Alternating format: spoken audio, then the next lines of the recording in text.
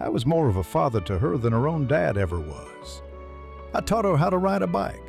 I beamed with pride at her high school graduation, and I walked her down the aisle. I was their hero. And that's what makes this so much harder to accept. Because the love I had, the special connection I felt, was a secret I thought was safe.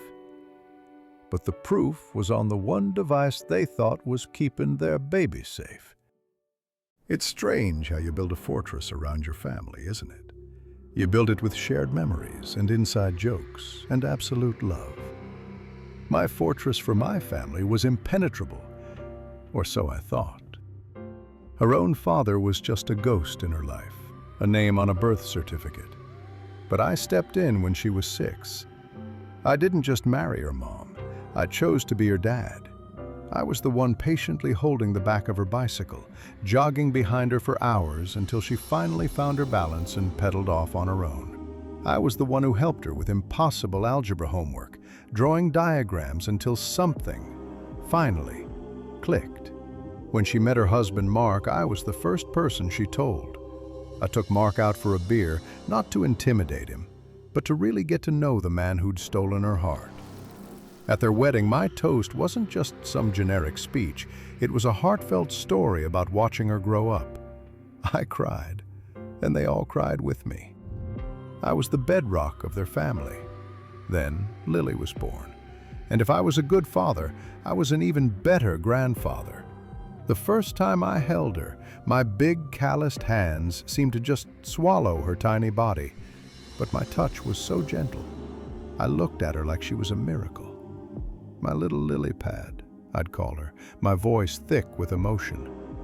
My wife and I lived just 20 minutes away, and we were always over. I'd come by just to sit with Lily while she slept, saying I wanted to keep an eye on her while my stepdaughter took a nap. I'd offer to babysit at a moment's notice. To me, spending time with my granddaughter was all the payment I needed. They had a baby monitor, a fancy one with a high-def camera that connected to their phones. But with me in the house, it felt totally redundant. I was the security system. Our weekends were filled with me. I'd be on the floor making silly faces at Lily, my deep laugh echoing through the house. I bought her a tiny swing set and spent a whole Saturday putting it together, sweating in the sun, refusing any help. "This is a grandpa's job," I declared. She'd watch me with her daughter, and I could see her heart just swell with gratitude.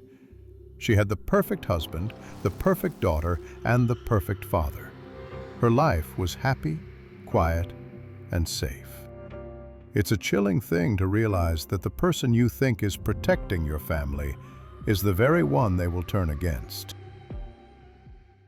The first time they got suspicious was so small, I didn't even know it was happening. It was a Tuesday night. I had babysat while Mark and she went out for a rare dinner. When they got home, I was asleep in the recliner, and Lily was sound asleep in her crib. Everything was completely normal.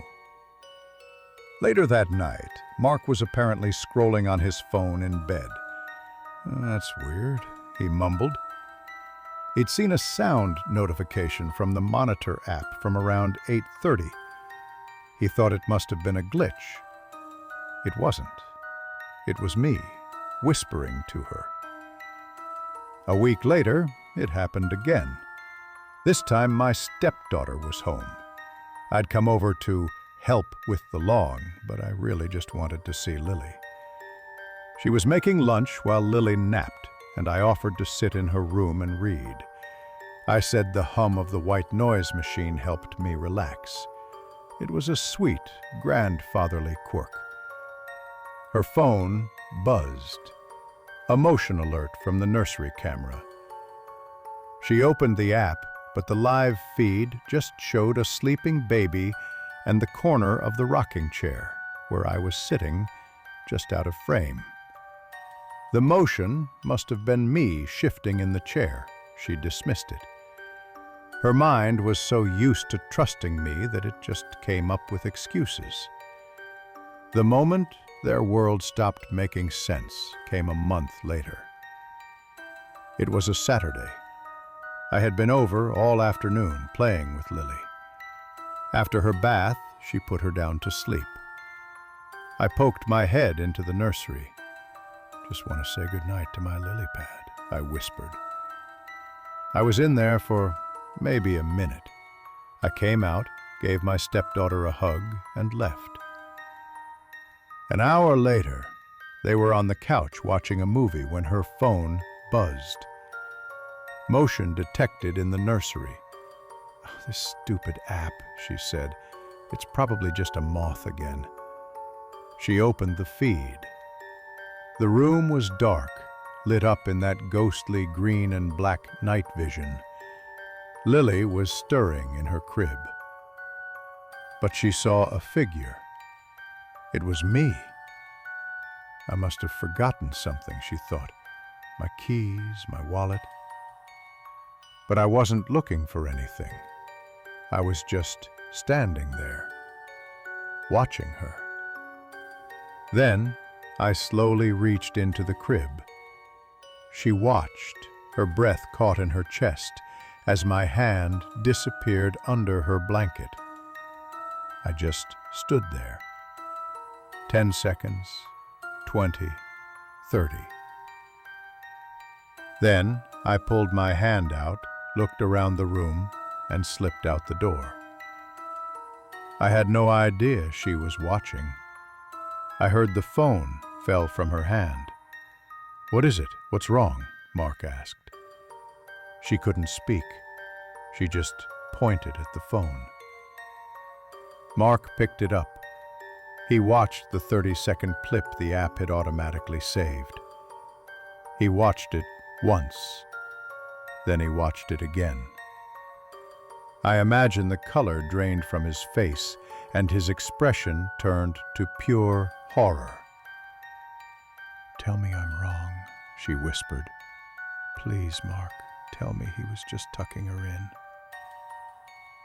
But she knew, from the way I stood, from the slowness of my movements, from the look on my face before I slipped out. She saw it as the look of a thief. Mark didn't answer. He just got up and walked over to their laptop. "We have to look at the full recording," he said. Their service stored continuous cloud recordings. He pulled up the footage from the earlier alerts. The night I babysat. He found the sound alert he'd dismissed. It wasn't a glitch. Through the speaker, they could hear my voice. They heard the things I whispered to her, words they twisted into something vile and disgusting. They found the motion alert from when I was reading in her room. They watched as I got up from the chair, went to the crib, and did the same thing. My hand under her blanket, moving in a way that they decided was monstrous. The fortress was gone. They thought it had been a facade all along. They were sitting in the rubble of their own lives, choking on the dust of what they called shattered trust. The man she called her father, her hero, they decided was a monster, and that I had been hiding in plain sight. The silence that followed was probably the loudest sound she'd ever heard. Mark closed the laptop. "I'm calling the police," he said. There was no hesitation in his voice, only cold, hard resolve.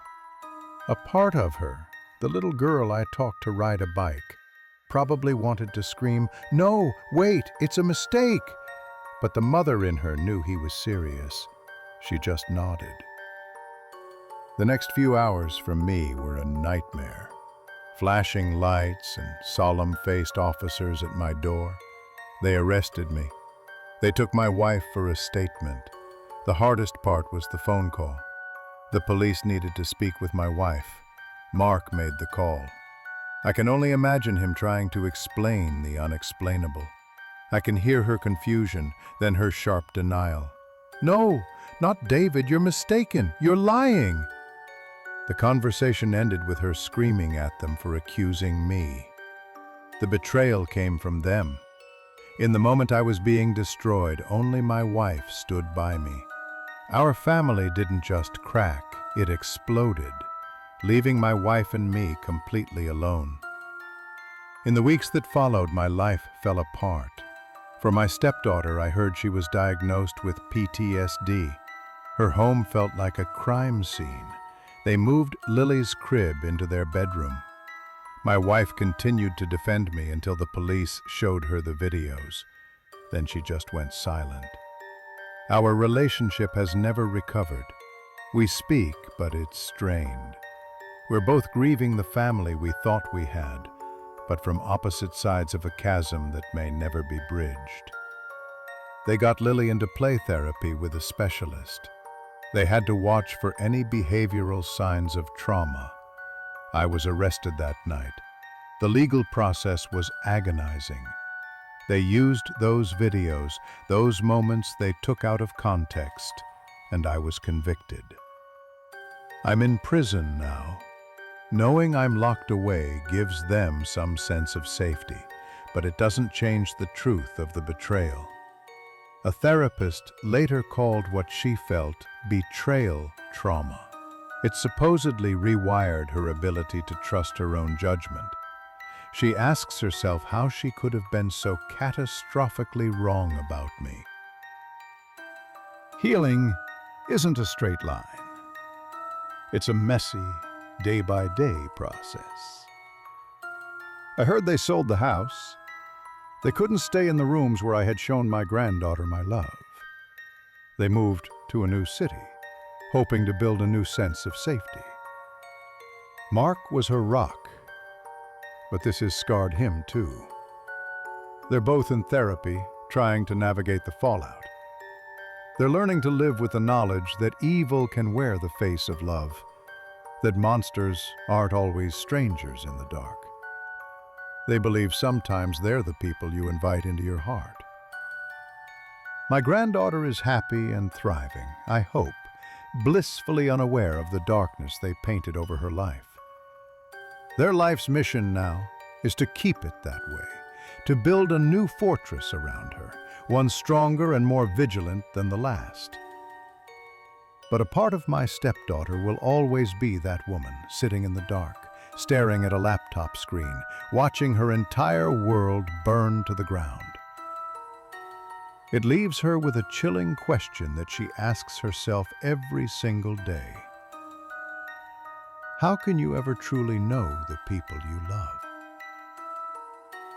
If that story made your jaw drop, smash that like button and subscribe for more insane real-life moments. Got a WTF story of your own?